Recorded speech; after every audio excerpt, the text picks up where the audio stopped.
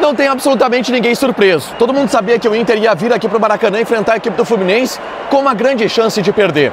Porque o Inter hoje é um time magro e que, na comparação com pouquíssimos times do futebol brasileiro, tem alguma superioridade ou tem alguma chance real de vencer um jogo durante 90 minutos. Foi um Inter problemático e onde a única surpresa positiva que a gente teve aqui no Maracanã foi o jogo não ter acabado mais.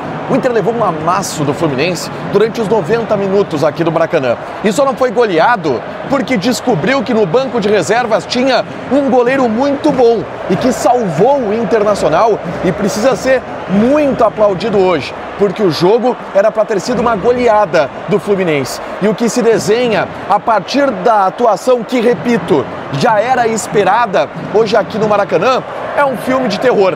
É doloroso ver o Inter jogar, é duro para o torcedor ver o Inter jogar, é duro ver o Inter com pouquíssimas peças e pouquíssimo poder de reação, em meio a um declínio claro de uma tabela do Campeonato Brasileiro que escancara que a crise está mais do que posta e consolidada no ambiente do estádio Beira-Rio.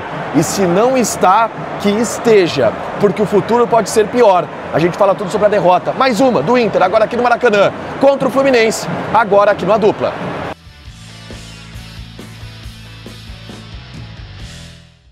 Tudo bem, gente? Obrigado pela participação aqui. O Inter perdeu mais um jogo para a equipe do Fluminense e foi um rodo do Fluminense. O placar de 1-0 não diz o que foi a atuação da equipe. O placar de 1-0 para o Fluminense não diz o que foi o jogo. Porque principalmente na primeira etapa, o Fluminense teve a possibilidade de abrir um placar muito mais amplo, de abrir uma goleada em cima do Internacional, que só não aconteceu porque o goleiro Ivan fez um dos melhores primeiros tempos de goleiro que eu vi nos últimos anos alguém fazer com a camisa do Internacional.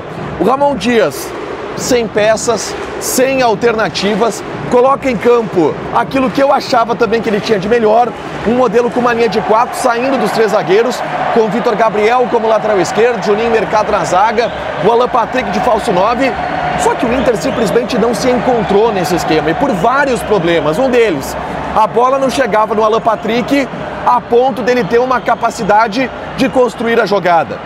O Vitor Gabriel na lateral esquerda não dá.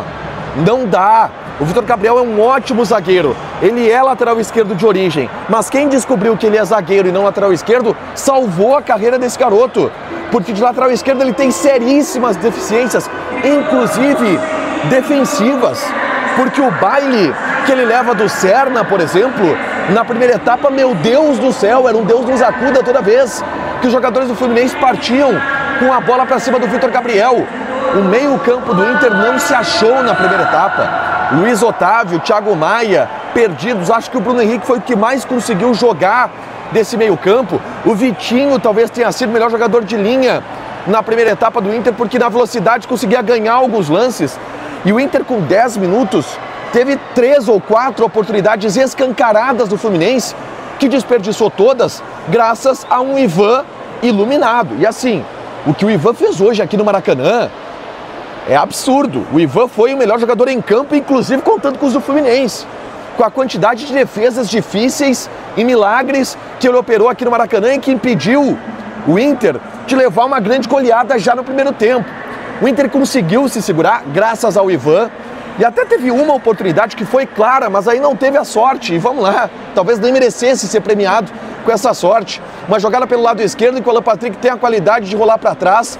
O Bruno Henrique chuta, a bola bate na defesa e o Vitinho, caído, quase sem goleiro, não consegue completar a bola pro gol. Mas foi um amasso do Fluminense no primeiro tempo. O Inter não viu a cor da bola. E ficou claro pro Ramon Dias que esse modelo com linha de 4 não pode ter o Vitor Gabriel como lateral esquerdo. E aí, assim, é duro ter que dizer isso, mas a falta que faz o Bernabéi pro time do Inter é impressionante. Eu tenho todas as críticas do mundo do Bernabéi e eu vou ser o primeiro, junto com vocês, a criticar o que o Bernabéi fez contra o Bahia, a criticar lances de desconcentração do Bernabéi. Tá todo mundo puto com o Bernabéi, eu também tô.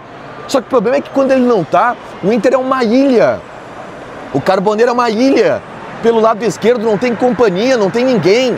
E o Inter, infelizmente, precisa do Bernabéi. O Bernabéi não é um jogador confiável, mas infelizmente o Inter precisa do Bernabéi e hoje ficou claro isso contra o Fluminense. Pensando nisso, o Ramon muda no intervalo. Ele tira o Thiago Maia, o Bruno Henrique, e isso é bom do Ramon, tá? Ele não tem medo de mudar.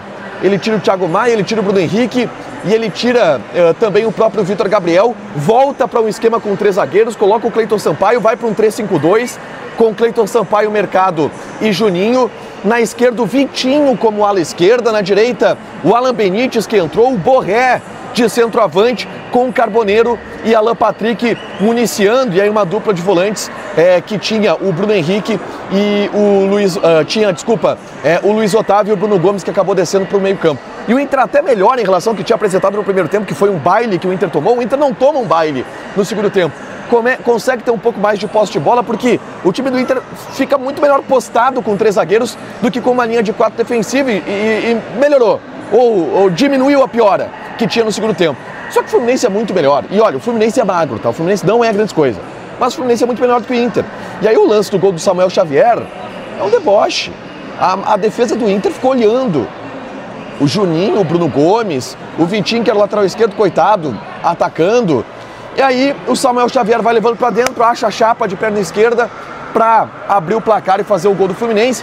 Ramon Dias vê que já não dá mais para jogar com 3 zagueiros, tira o zagueiro, tenta colocar mais um atacante, porque era o que dava para tentar fazer naquele momento, mas não dá certo. O Inter sequer pressiona o Fluminense. No final do jogo, o Fluminense conquista uma vitória mais do que merecida e joga um filme de terror para cima do Inter, porque assim, é um filme de terror ver o Inter jogar, é um filme de terror torcer pro Inter, e tem sido um filme de terror acompanhar a tabela do Campeonato Brasileiro. O Galo passou o Inter hoje.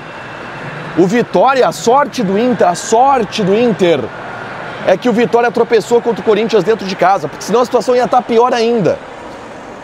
E é um filme de terror. A situação ela não era dramática, de acordo com o Ramon Dias. Eu quero perguntar hoje para ele se ainda não é dramática. A crise está posta e o Inter precisa melhorar muito para fugir dessa crise, porque o time é ruim, não tem peças para repor.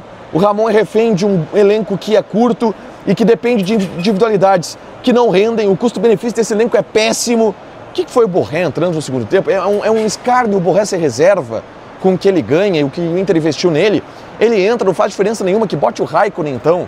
É um filme de terror ver o jogo do Inter.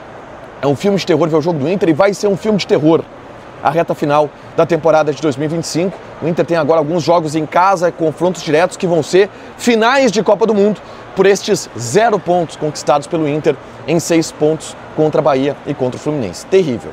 Deixa o teu like, te inscreve, ativa as notificações que vai ter mais conteúdo aqui no canal. A gente volta com toda a repercussão do vestiário colorado. Beijo!